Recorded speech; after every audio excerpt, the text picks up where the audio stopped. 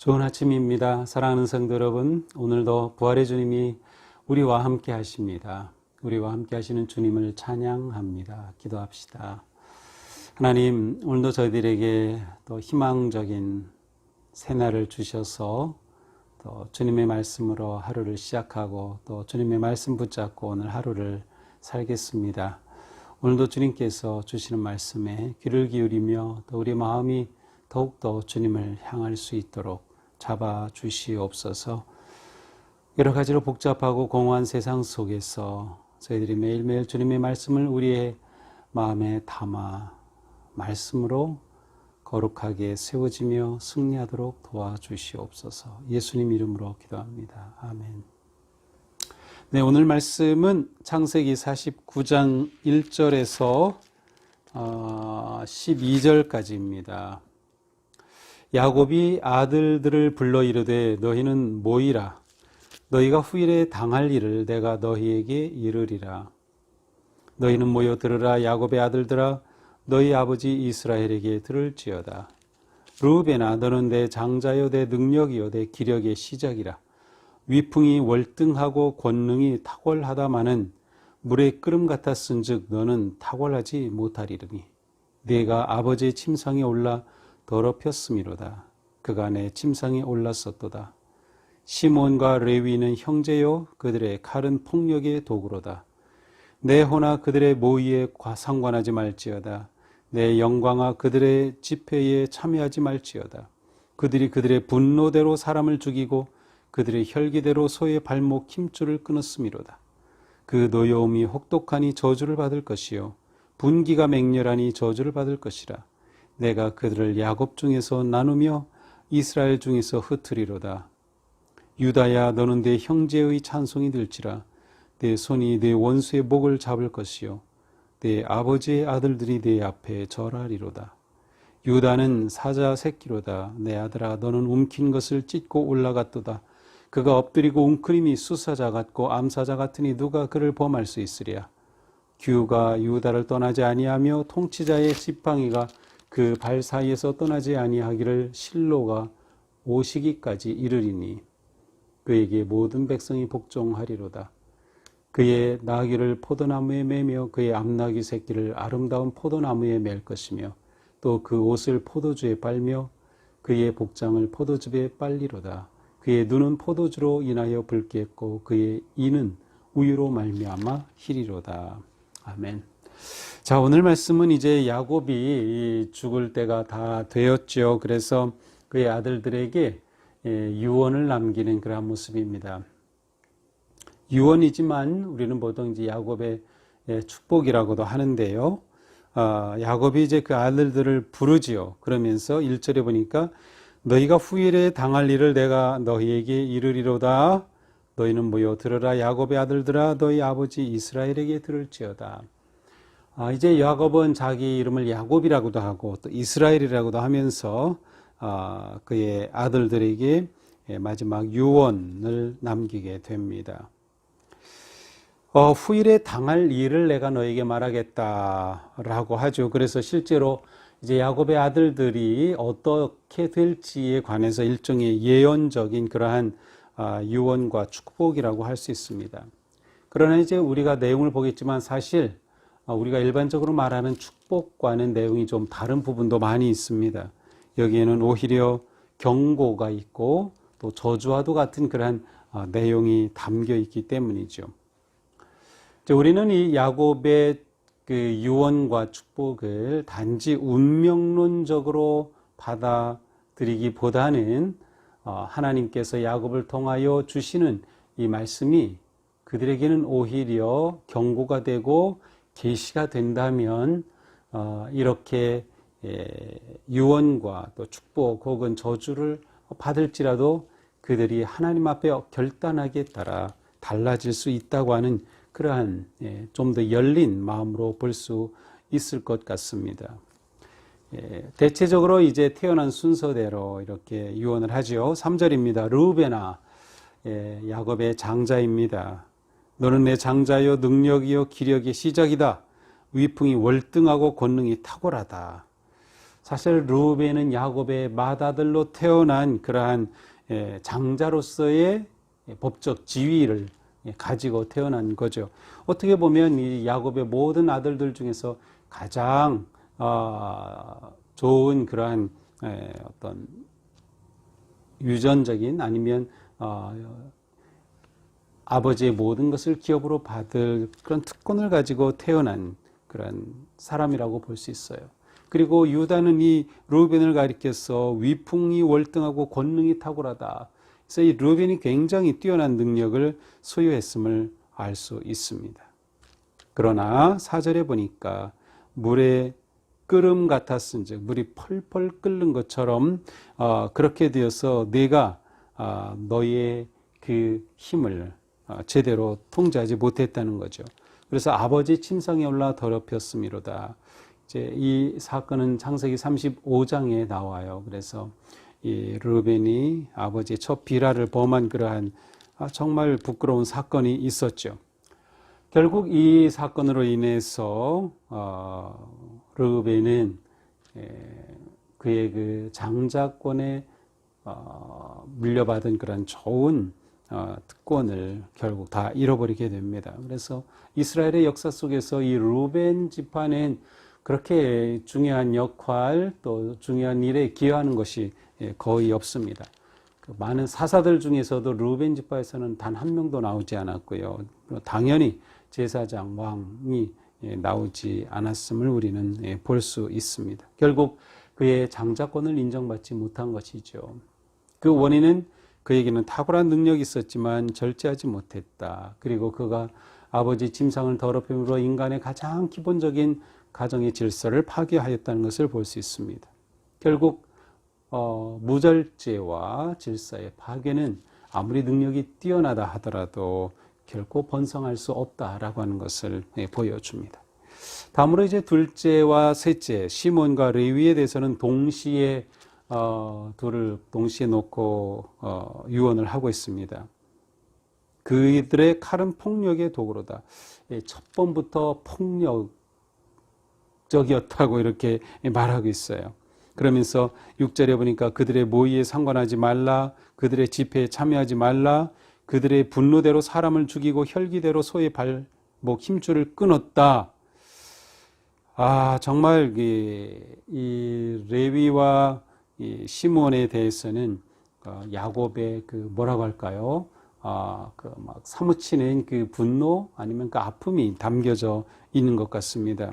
실제로 이것은 이 창세기 34장에 나오는 그 한 사건이죠. 그 여동생 디나가 성폭력을 당한 것을 계기로 해서 이 지역에 있던 세겜, 또 추장 이름도 세겜이에요. 그래서 와서 디나와 결혼하게 해달라고 하는 이러한 일이 있었을 때에 거짓으로 할례를 빌미 삼아서 거짓으로 화친을 맺고 할례 후에 이들이 고통당할 때 쳐들어가서 세겜의 모든 남자를 다 죽이는 대학살 사건이 있었습니다. 결국 이 사건으로 인해서 야곱의 가족은 세겜에 머물지 못하고 떠나게 되죠. 바로 이 사건을 의미합니다. 그런데 이들에 대한 유다의 유언은 무엇입니까? 7절입니다. 저주를 받을 것이다. 저주를 받을 것이다. 반복적으로 말하죠. 내가 그들을 야곱 중에서 나누며 이스라엘 중에서 흩으리로다. 그들이 흩어질 것이다. 이제 이 시몬과 레위 두 지파를 이제 나중에 보면 시몬 지파는 실제로 거의 지파로서 존재감도 이제 잃어버렸고 완전히 흩어지고 맙니다. 그러니까 그 남북으로 이제 이스라엘이 나뉘게 되면서 시몬이 유다의 반은 흡수돼 버리고 일부는 저 북쪽으로 이제 이스라엘로 올라가면서 완전히 거의 존재감이 없이 흩어져 버리게 되죠. 레위 지파는 어떻게 되나요? 레위 지파는 특별한 한 사건이 있죠. 이제 뒤에 보면 출애굽기 32장에 보면 금송아지 사건이 있습니다. 출애굽 후에 모세가 하나님을 만나고 이 하나님의 계명을 받아오는 사이에 아론을 선두로 해서 금송아지를 만들고 우상을 섬기는 그 과거의 이집트의 삶으로 돌아가는 그러한 모습이 있었죠. 그때 하나님이 분노하시죠. 누가 하나님 편에 설까 이렇게 모세가 외쳤을 때 그때 레위 지파가 섰어요. 그래서 우리가 하나님 편에 서겠습니다. 그것은 모든 사람들이 다 금송아지 앞에 막 춤추고 난리 났을 때 정말 그들로부터 대단한 결단을 한 거죠. 우리가 하나님 편에 서겠습니다. 그리고 그날 3,000명을 죽이는 그러한 사건이 일어납니다. 이 일을 계기로 해서 레위 지파는 완전히 흩어진 것은 아니지만 이제 이후에 제사장 지파로 세움을 받죠. 그러나 이 레위 지파는 그들의 땅을 분깃으로 받지 못합니다. 모든 지파 가운데 흩어지게 되죠. 그래서 48개의 성읍으로 흩어지게 되고 이제 그 중에는 도피성도 있죠. 이렇게 레위 지파, 시몬 지파는 유다의 유언 또 유다의 기도대로 그렇게 흩어지는 모습을 보게 됩니다. 여기서 우리는 분별 없는 폭력과 분노는 하나님의 복을 가로막는다는 것을 볼 수 있습니다. 자, 네 번째 아들인 유다에 대한 축복이 8절부터 되죠. 유다야 너는 내 형제의 찬송이 될 것이다. 내 아버지의 아들들이 내 앞에 절할 것이다. 유다는 사자 새끼와 같다. 웅크린 숫사자 같고 암사자 같다. 누가 그를 범할 수 있으리야. 규가 유다를 떠나지 아니하고 통치자의 지팡이가 그 발 사이에서 떠나지 아니한다. 포도나무에 나귀를 메고 포도주의 옷을 빨고 포도주로 인하여 불 깼고 이러한 내용이에요. 자, 유다에 대한 이 축복은 정말 축복입니다. 정말 놀라운 내용이죠. 요셉에게 준 그 축복 다음으로 두 번째로 길게 유다를 축복하는 내용이 담겨져 있습니다. 우리는 유다가 이렇게 축복의 진정한 축복의 기도를 받게 된 것은 우리가 앞에서 살펴봤죠. 유다가 바뀌었다. 원래 유다는 다말과 그 며느리와 관계의 그러한 아주 좀 받아들일 수 없는, 그리고 가나안으로 가서 가나안 여인을 아내로 맡고 이러한 어떻게 보면 그 야곱의 가문에 먹칠하였던 그러한 사람이었어요. 그런데 유다가 일련의 이러한 그 요셉의 사건과 과정을 통하여서 희생하는 모습으로, 책임지는 모습으로 이렇게 변화된 그것이 야곱에게 감동을 준 것이 아닌가 생각이 됩니다. 그래서 야곱을 통해서 유다는 놀라운 축복을 받죠. 그리고 실제로 그렇게 됩니다. 왕의 규가 떠나지 않을 것이다. 왕의 그 지팡이. 그렇습니다. 유다는 후에 이스라엘의 왕의 가문이 되죠.